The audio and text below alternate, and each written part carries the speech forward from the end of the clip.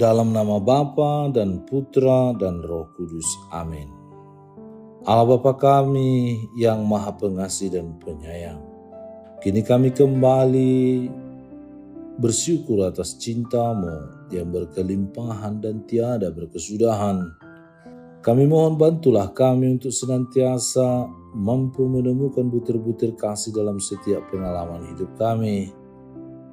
Bukalah pintu hati dan pikiran kami agar dapat mendengarkan, merenungkan dan menghayati serta mempraktekkan firman-Mu dan tampak dalam kehidupan dan kesetiaan serta dalam praktek kehidupan kami konkret sehari-hari. Dengan pengantaraan Putra-Mu Tuhan kami Yesus Kristus yang hidup dan berkuasa kini dan sepanjang segala masa. Amin.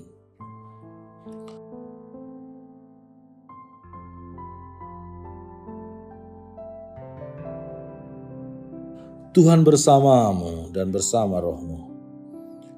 Inilah Injil suci menurut Lukas. Dimuliakanlah Tuhan.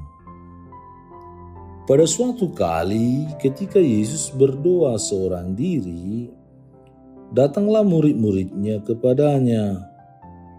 Lalu ia bertanya kepada mereka, kata orang banyak, siapakah aku ini?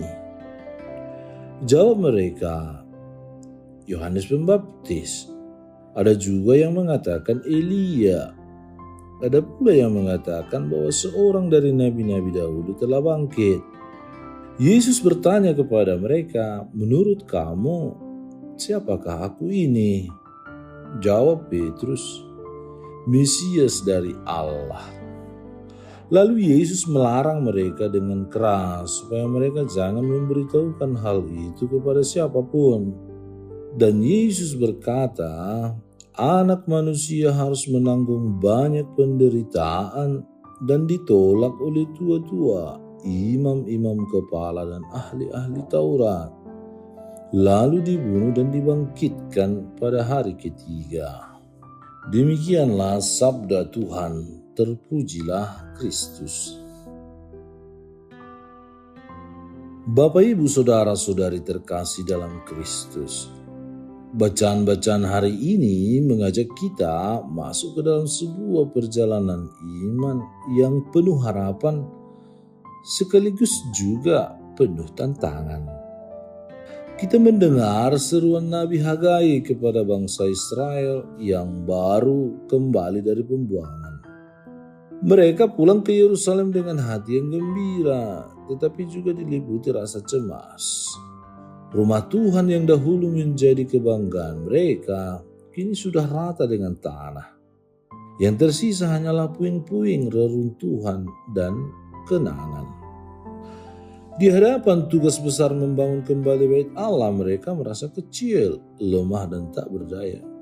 Namun justru disitulah Allah bersabda, kuatkanlah hatimu, bekerjalah sebab aku menyertai kamu. Kata-kata ini bukan sekedar slogan motivasi, melainkan janji yang lahir dari hati Allah sendiri. Allah tidak membiarkan umatnya berjalan sendiri, meskipun mereka miskin dan lemah. Allah yang Maha Kuasa menjanjikan kehadirannya dan Dia berjanji kemuliaan rumah ini yang kemudian akan lebih besar daripada rumah yang semula. Dengan kata lain, harapan akan masa depan tidak boleh padam. Saudara dan saudari, bukankah ini juga menjadi gambaran hidup kita? Kadang-kadang kita juga merasa seperti bangsa Israel, hidup kita bagaikan reruntuhan. Ada keluarga yang retak, relasi yang rusak, iman yang kendor, bahkan hati yang lelah oleh berbagai kesulitan. Di saat seperti itu, kita mudah putus asa. Tetapi firman Tuhan hari ini meneguhkan kita, kuatkanlah hatimu, bekerjalah sebab aku menyertai kamu. Tuhan tidak meminta kita menyerah pada keadaan dan situasi tertentu, tetapi mengajak kita berani melangkah, membangun kembali apa yang runtuh, sebab Dia sendiri berjalan bersama kita. Selaras dengan bacaan pertama, Injil hari ini mengajak kita masuk lebih dalam lagi. Yesus bertanya kepada murid-muridnya, kata orang, siapakah aku? Pertanyaan ini sederhana tetapi jawaban menentukan seluruh arah hidup. Orang banyak mengatakan bermacam-macam tentang Yesus.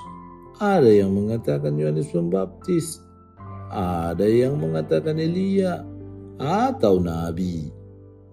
Tetapi Yesus tidak berhenti pada pendapat orang yang menatap murid-muridnya dan bertanya, tetapi menurut kamu, siapakah aku ini?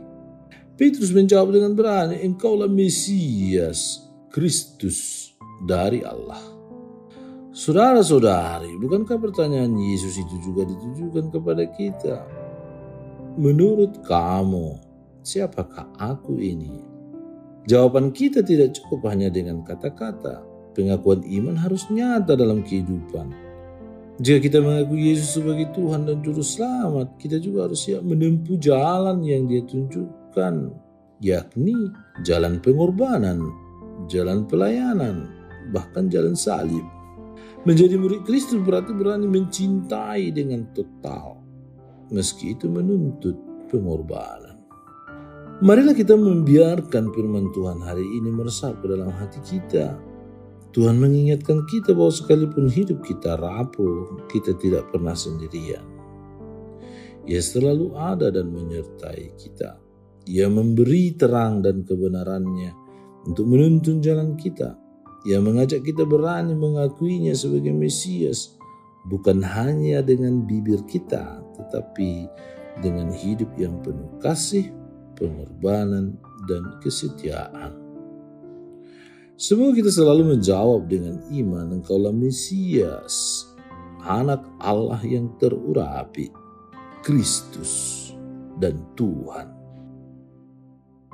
Dan semoga jawaban itu terlihat dalam seluruh hidup kita, dalam keluarga, dalam tugas karya pelayanan kita, perjuangan kita setiap hari, hingga pada akhirnya kita pun berani menanggung salib bersama Dia. Dengan keyakinan bahwa salib itu akan membawa kita pada kebangkitan, kehidupan kekal, persekutuan abadi yang membahagiakan kelak.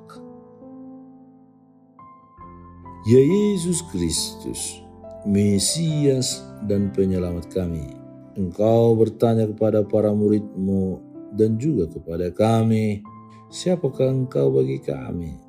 Kami telah mengakui Engkau sebagai Putra Allah yang hidup, Tuhan dan Juru Selamat kami.